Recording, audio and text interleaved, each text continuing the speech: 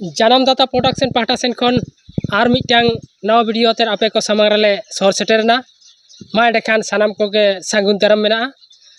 तो बीरबल गोंके और तुलसी गोंके अच्छा किछु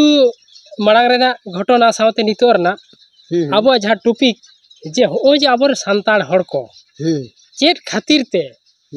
जे सेदाय मांग आरो नितो हो जे नेलोग काना आबर हड़ को ख्रिस्टान धर्म सेन को गोयन चलाक काना से को गोयन काना आदो नोआ दो चेर होते ते को चलावेना नुकु चेर नोआर लाभ को ᱧᱟᱢ केदा आदो नोआ मसे नोआ इदी कते आबेना मोने रे चेर देखाय ताबोना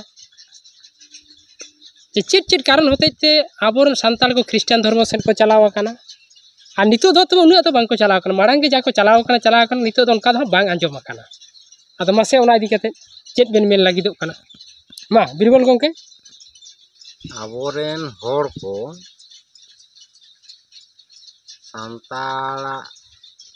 धर्म बागी कते चेदा ईसाई धर्म को सेन कना नोआ रेना मिद बार ऑर्सोंग दो हुयुग कना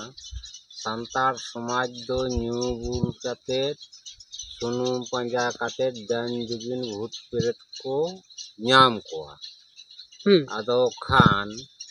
ओना लेकाते आबोरेन सेचेतान होड़ को नेल केदा ये नुकु बुल होड़ा गोबल रे बांग ताहे काते माने बिन बुल रे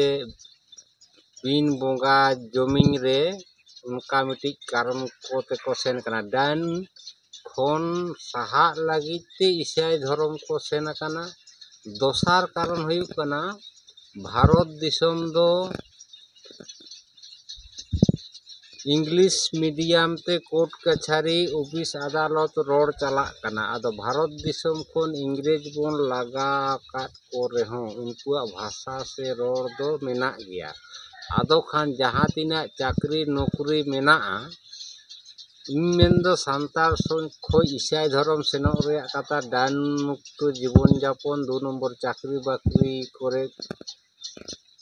जम फैसिलिटी नाम तेसार कथा हुयुग कना उनको ठेन ओलो पढ़ा रेना मिटांग भाली इया मेना तको ओना को कारण से संताड़ा दको बांको कुसी कदा नोडे नोआ बुल बांको कुसिया कना डाइन बोंगा बांको कुसिया कना आर नोडे बुल होड़ दो तीसो माने बेस चाकरी से बेस कामी देबा नोआ बोतोर ते उनको दो ईसाई धर्म सेन तको बढ़े कना अच्छा तुलसी गोंके हां आम पाटा सेन को आम चेत लेका कते नोआरना देश दिसलाई सदर सनाय मेमसे कटी आम हाँ अब बीरबल गोमके जहाँ लगा लई केदा बांगमा उनको बुल मतल हट चला रे माने आलो को ताहन मा से माने डन जुगिन आंधापतियो खुना सहार को ताहन मा नवा इदी के को इसई कना मेनखान गोमके नुकु जुदी डन बतर तको साइड कना मेनखान इसे धर्म रे चला कोते रहो उनको इसे कन संताड़ को दो दुष्ट आत्मा ठेन को झलिए कना चेदा से ओंडे दो दुष्ट आत्मा मेनाय तकोआ यूट्यूब चैनल करे नितो से फेसबुक करे हो पासका कते जुदी नेला एंडखान दुष्टो आत्मा उनको ठको जपाड़ो कना आर को झाड़े कोआ ओमे को ओचोगे को नोआ अडी गनेम नेल तकोआ रुमु कना को इसे को ओना तो हां बाइन बुझ कर को रुमु कना आदो मा तुलसी कोंके ओनाय मेन केदा दुष्टो आत्मा ओना रे चलाव कते को दुष्टो आत्मा मेना को आम नोडे में डाइन होते को चलाव ने तला ओंडे होतो डाइन लिका को ओना माने ओंडे को बोलो काना तला ओना इदी कते मा आम चेत एम इंदु नेलदा नोडे दो जे उनको जखन इंग्रेज भारत दिसम कोन बन लगा केत कोआ उनको जेते आकोआ भाषा आलो लगा मा ओना लागिते आकोआ धर्म इटा परचा को दोहो हटो कदा आतु आतु बाइबल ओड़ा ओड़ा जे उनको टाका पैसा धन दौलत लोभ लालच उदुग कते नेल कोमा बन नितो ओलो पढ़ा रे चाकरी बाकरी रे ईसाई धर्म होड़ गे बाड़ती को ᱧᱟᱢᱮᱫᱟ ओना हते तिंग मेनदा संतार समाज रेना ᱚᱱᱟ ᱵᱚᱰᱚᱡ ᱦᱟᱺᱰᱤ ᱠᱷᱚᱱ ᱵᱟᱧᱪᱟᱜ ᱞᱟᱹᱜᱤᱫ ᱛᱮ ᱥᱮ ᱩᱱᱠᱩᱣᱟᱜ ᱚᱱᱟ ᱤᱭᱟᱹ ᱠᱚᱨᱮ ᱠᱷᱚᱱ ᱜᱮ ᱩᱱᱠᱩ ᱫᱚ ᱤᱥᱟᱹᱭ ᱫᱷᱚᱨᱚᱢ ᱛᱮᱠᱚ ᱥᱮᱱ ᱟᱠᱟᱱᱟ। ᱟᱪᱪᱷᱟ ᱛᱩᱞᱥᱤ ᱜᱚᱝᱠᱮ ᱱᱩᱭ ᱡᱮ ᱦᱮᱸ ᱢᱮᱱᱫᱟ ᱥᱟᱱᱛᱟᱲ ᱠᱚ ᱵᱚᱰᱚᱡ ᱦᱟᱺᱰᱤ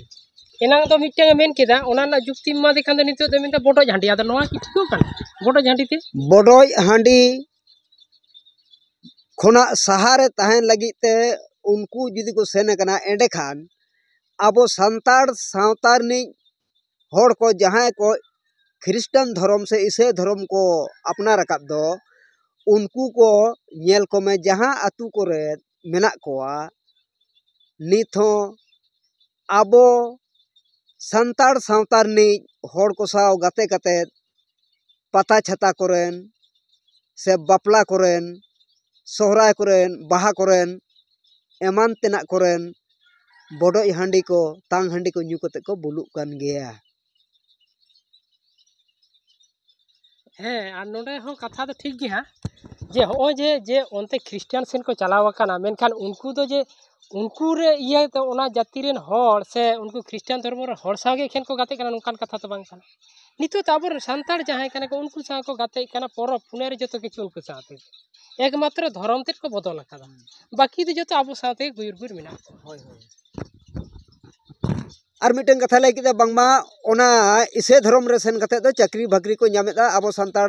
ᱡᱟᱦᱟᱸᱭ ᱠᱚᱫᱚ ᱵᱟᱠᱚ ᱤᱥᱟᱹᱭ ᱠᱟᱱᱟ उनको खुना बाड़ती उनको इसे को चाकरी कना मेनखान सारी उतर कथा दो नोवा कना ओना पाटा से खुना फैसिलिटी को ᱧᱟᱢᱮᱫᱟ चाकरी रिया बांग कथा दो बांग ऑल पढ़ाओ को ᱧᱟᱢᱮᱫᱟ जहां खातिर अने उनका सोर्स मेना तकोआ उनका मिशनरी स्कूल रे हॉस्टल को हेना तकोआ जहां खातिर ओंडे खुना उनको शिक्षित तको बढ़ती कना मेनखान निया दो सारी उतर कना जुदी एसटी सर्टिफिकेट बाको सो दाड़े केया एंडे खान दो उना गान चाकरी हो बांको ᱧᱟᱢ दाड़े केया। नोडे मारांग उतर जोश दो कना धर्म गेसे आरु फेराव कदा से पाल्टाव कदा एसटी खुना मतो बाय ओचो कना जाति खुना मतो बाय ओचो कना पारिस खुना हतो बाय ओचो कना जुदी इसाई धर्म रे उना गे दाड़े ता को एंडेखान जाति होय ओचो केया हुनांग पारिस होय ओचो केया एसटी होय ओचो केया अरे सेन कोआ आर इना तनम चाकरी ᱧᱟᱢ केया इना खान दुñ मेन केया हैं इसाई धर्म रेया दाड़े दो अडी तेद मेनाआ ठीक मेनखान नोडे प्रमाणों कना इसाई धर्म रेया दाड़े दो बनुआ अब संविधान लेकाते आदिवासी को जहां को हक आइदर बो ᱧᱟᱢᱟ ओने ओना रेया दाड़े दो मेनाआ। ठीक कथा दो ओना गे हुयुग कना आर तेहेñ इनिñ मेना आबोरन हर चेत खातिर ते ईसाई धर्म रे को चलाव आकाना नोआ दो नोंका काते किछु हर दो को चलाव आकाना जबरते इंग्रेज जखन हाना तिलका मुर्मुआ शासन अक्तो जखन तिलका मुर्मू लड़ाई ताने उनरे अनेक हर गे जबरी ख्रिस्टान को इदी को ताहे मेनखान उनी ओने बोंगा बुरुआ दाराजते से आया दिल दाड़ेते उनको ख्रिस्टान धर्म खन अनेक हर गे रुआड़ आगु लेद कोआ उनरे ओना दो जबरी लेकाते को इदी को ताहे नितो जहां को चलाव आकाना इया बुझते उनको दो होयतो किछु मजबूरी ते को चलाव आकाना मजबूरी ते चेलेका होय जे आबो सांताल सावता रे आबोआ